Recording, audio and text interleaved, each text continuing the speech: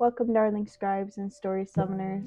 If your fantasy world feels more like a backdrop than a living, breathing realm, then you're in the right place.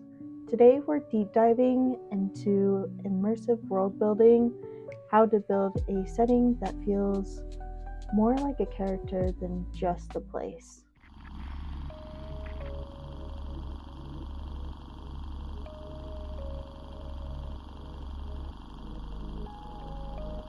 Before we dive in, if organizing your story feels like you're trying to herd a bunch of goblins with glitter, well, I have something for you. It's called the Author's Ultimate Toolkit. It's a collection of my favorite tools that I like to use during the planning, plotting, and honestly just keeping my brain from turning into enchanted soup during the publishing process. It's full of trackers, templates, and magical docs that will keep your author life together. If you're interested, the link is below.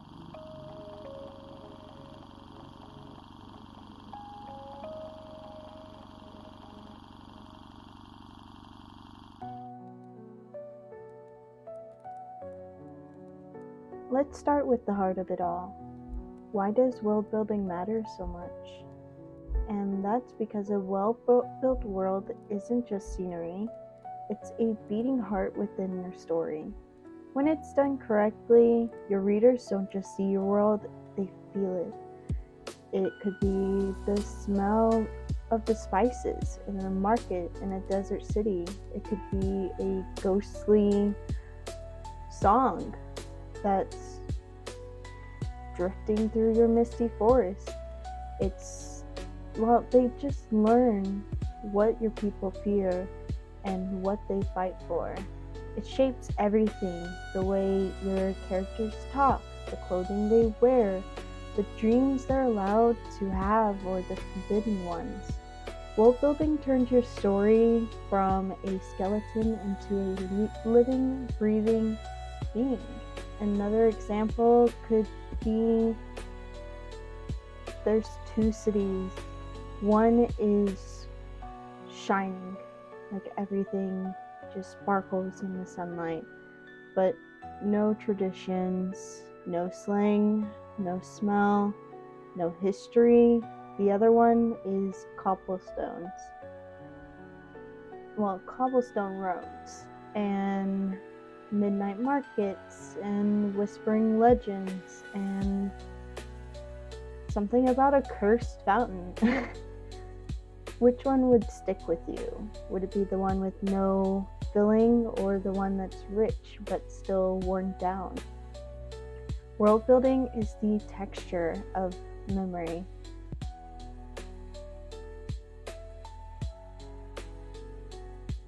Ready to weave some magic? Let's talk about the 5 pillars of world building. There is geography and environment. Where is your world set? Think beyond forests and castles. How does the geography shape the culture? Does deserted societies worship water gods? Does mountain villages honor hawks and wind gods? Magical questions to ask yourself. What color dominates your or your landscape? Are there seasons?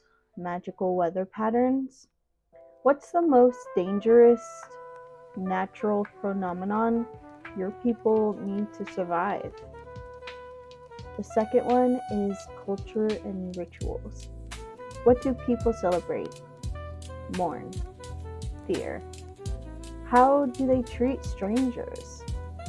What kind of stories do parents tell their children at bedtime? And some fun ideas you can do is invent 3 holidays, 1 joyful one somber one, and 1 secretly cursed. Create superstitions that sound silly, but everyone believes it. Culture is often invisible until you break the rules. The third one is magical systems. Is magic an everyday tool or a forbidden curse? Can anyone learn magic, or is it a bloodline is it locked behind a bloodline? What does magic cost? Power should always have a price. Another world building tip, tie magic into something emotional or cultural. Maybe magic drains life or only works through certain rituals. The fourth one is language and communication. Invent a slang word only locals use. Show people, well, show how different regions pronounce names differently. Create a hand signal greeting or to swear that makes sense or makes no sense in English. Language gives texture to your world without needing the whole fantasy language. And then the last one is daily life details. What do people eat for breakfast?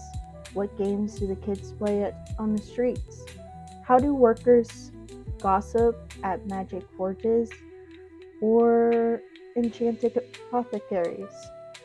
Your assassins, noble, blacksmith, witches, they all live through tiny routines which you can sprinkle into scenes to bring your world to life.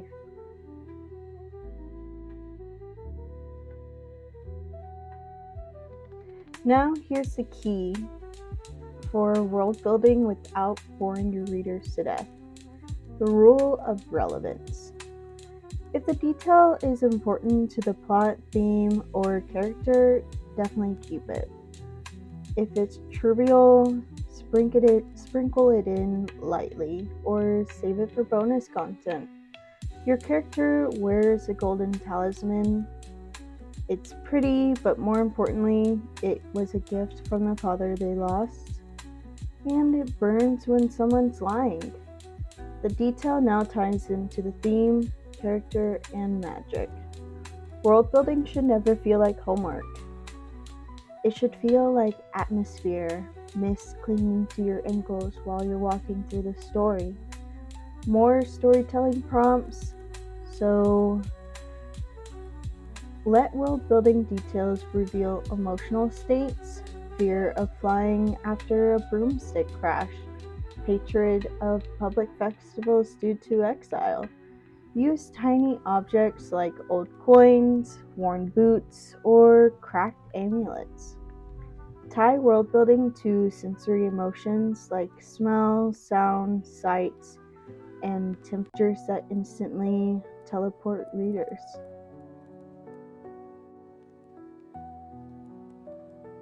Now your world is blooming with curses and glittering moon festivals. How do you organize all of this without completely losing your mind?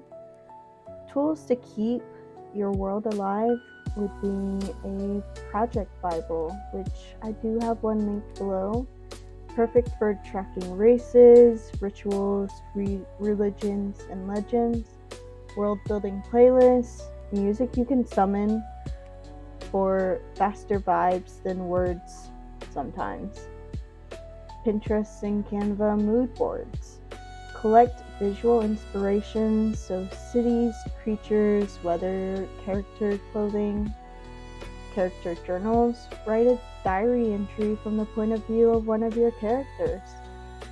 And then in-world artifacts, create mock shop signs, festival posters, or lost love letters as evidence from your world. Another tip is use micro-canon building. Create facts that exist only in your world, even if they never show up in the main plot. Another example is there's a half-forgotten prophecy that cats can carry bits of lost souls. The royal family traces its bloodline from a fallen star. Tiny myths like these make your world feel less bottomless. And that's it for week 2. I hope your world feels a little wilder, a little deeper, and a whole lot more alive. Comment below what's one weird, whimsical, or slightly cursed detail from your world. I would love to hear it. Don't forget to like and subscribe for more world building wisdom. And don't forget to check out the blog post, templates, and the author toolkit that's linked below. Next week, we will dive into the heart, which is character creation, which is messy, emotional, and unforgettable. Until then, stay witchy, keep world building, and let your worlds whisper back.